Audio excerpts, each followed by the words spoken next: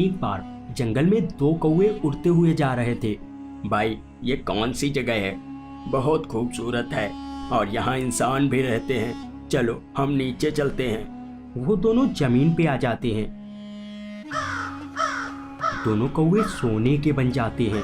हमें अभी अपने रूप में वापस नहीं आना चाहिए था। ये इंसान बहुत लालची होते हैं। अगर इन्होंने हमें देख लिया तो पकड़ लेंगे। तभी वहाँ पे एक कुत्ता आता है और वो दोनों कौवों पे हमला कर देता है। दोनों कौवे घायल होकर वहीं पे गिर जाते हैं। अनुज वहाँ से गुजर रहा था। वो उनके पास जाता है। ये कैसे कौवे हैं? ये तो सोने के लग रहे हैं। अभी इन्हें घर ले जाता हूँ।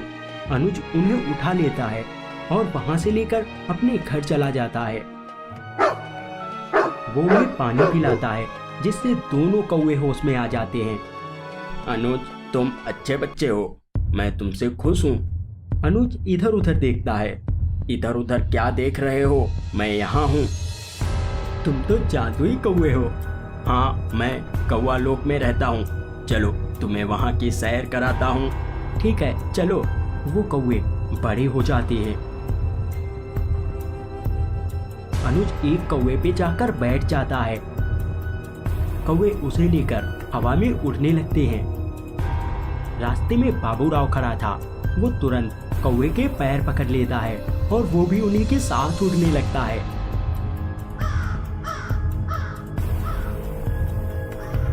कौवा अपनी दुनिया में पहुंच जाता है। वो अनुज को नीचे उतार देता है। अनुज, तुम यहीं रुको। मैं अपने महाराज से इजाजत लेकर आता हूँ। वो कौवा वहां से चला जाता है। अनुज, ये हम कहाँ आ गए? और ये कौवा बोल कैसे रहा था? कुछ तो गड़बड़ है। अरे कोई गड़बड़ नहीं है, ये जादुई कौवा है। तभी वहाँ पे एक शैतान कौवा आता है। इंसान हमारी दुनिया में अच्छा है, अच्छा है। इंसानों ने मेरे भतीजे कौवे को डंडा मारा था तुम्हारी दुनिया में। अब बोलो तेरे साथ क्या किया जाए?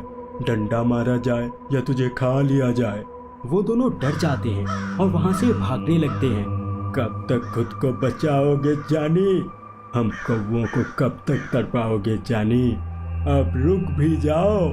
तभी सामने से कौवा महाराज आ रहे थे। उनका आधा शरीर कौवे का था और आधा शरीर इंसान का था। कौवा महाराज को देखकर, अरे महाराज यहाँ कैसे आ गए? अभी भाग लेने में ही भलाई है। वो कौवा डर जाता है और वहाँ से भाग जाता है।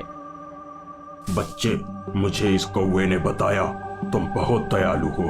अब मैं इनाम दूंगा और तुम दोनों को कौवा बना दूंगा।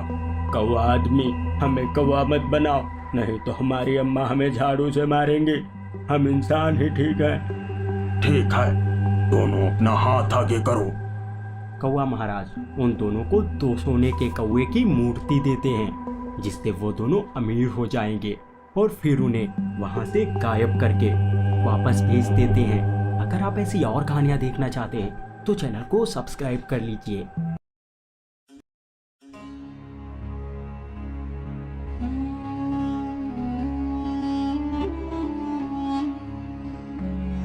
एक गांव में अजय नाम का एक लड़का रहता था। अजय के माता पिता बचपन में ही गुजर गए थे। वो अपने घर पे अकेला रहता था। गांव का एक जमींदार अजय का घर छीनना चाहता था। जमींदार अजय के पास आता है। अजय, कब तक तू इस घर में रहेगा रे? अब ये घर मुझे दे दे, मैं तुझे अपने यहाँ नौकरी पे रख लूंगा। जमींदार वहां से चला जाता है। अजय रोने लगता है। ये जमींदार जबरदस्ती मेरा घर छीनना चाहता है। कोई तो मेरी मदद करो, मेरे घर को बचाओ। तभी वहां पे एक जादू होने लगता है और वहां पे एक विशाल मोबाइल फोन प्रकट होता है। अजय ये सब देखकर बहुत ज्यादा डर जाता है। तभी मोबाइल के अंदर से आवाज आती है, आओ बच्चे, मेरे पास आओ।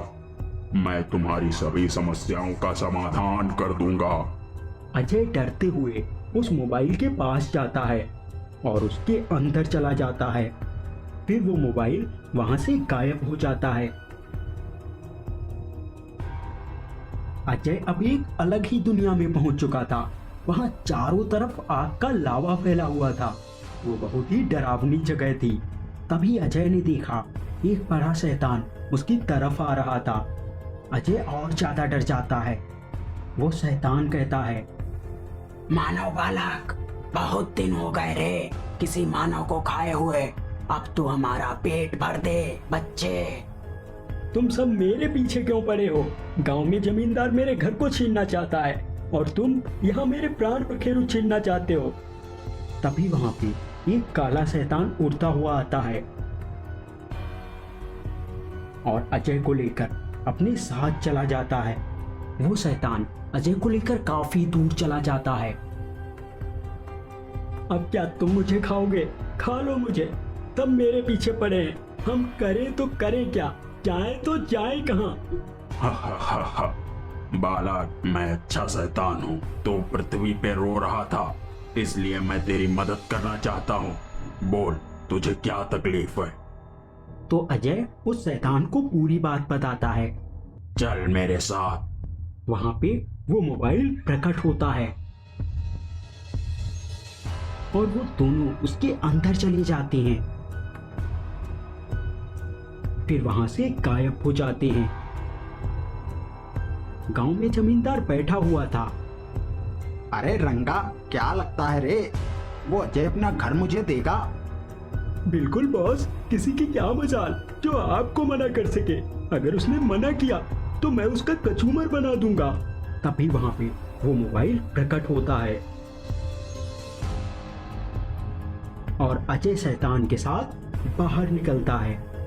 काले शैतान को देखकर जमींदार डर जाता है।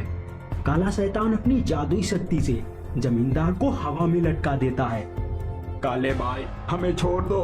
हमने कौन सी तुम्हारी भैंस चोरी की है जो तुम मुझे हवा में लटकाए हो?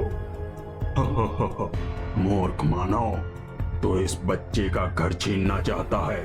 अब मैं तुझे मार के नरक में भेज दूंगा। नहीं काले भाई, अब हम किसी का घर नहीं लेंगे। मैं अपना भी घर छोड़ दूंगा, बस मेरे प्राण बख्श दो। काला शैतान उन्हें नीचे उतार देता है। दोनों वहां से भाग लेते हैं। बच्चे, अगर कभी ये वापस से ऐसा करे तो मुझे याद करना। मैं यहाँ तुरंत प्रकट हो जाऊंगा। फिर वो शैतान मोबाइल फोन के अंदर चला जाता है और वो मोबाइल फोन वहां से गायब हो जाता है।